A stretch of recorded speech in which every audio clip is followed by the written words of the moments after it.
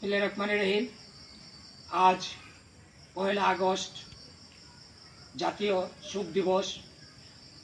এই শোক দিবসকে আমরা শক্তিতে পরিণত করার লক্ষ্যে বাংলাদেশ মুক্তির ডাক 71-এর চেয়ারম্যান জননেতা আল রেয়াদান অন্তরের নির্দেশে বাংলাদেশ সে জাতির পিতা বঙ্গবন্ধু শেখ মুজিবুর রহমান সহ সকল শহীদদের প্রতি শ্রদ্ধা জানাতে আমরা আজ বাংলাদেশ মুক্তির ডাক 71-এর কর্মসূচির অংশ হিসাবে এখানে একত্রিত হয়েছি এবং এই আগস্ট মাসে সুখকে শক্তিতে পরিণত করতে আমরা একত্রিত হয়ে জননেত্রী শেখ হাসিনাকে ডিসেম্বরের মাটিতে ফিরিয়ে আনব এবং বাংলাদেশকে রাজাকার মুক্ত করব এবং এই 2024 সাল এর সকল রাজাকারের বাচ্চাদের বিচার এই বাংলার মাটিতে করব।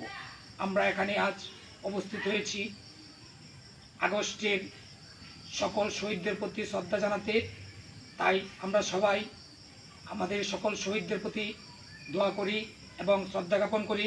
আল্লাহ যেন তাদেরকে বেহেশত নসিব করে এবং এই সুখ মাসেই আমরা সুখকে শক্তিতে পরিণত করে এই বছরের ডিসেম্বর মাসেই আমরা জননেত্রী শেখ হাসিনাকে বাংলার মাটিতে ফিরিয়ে আনবো।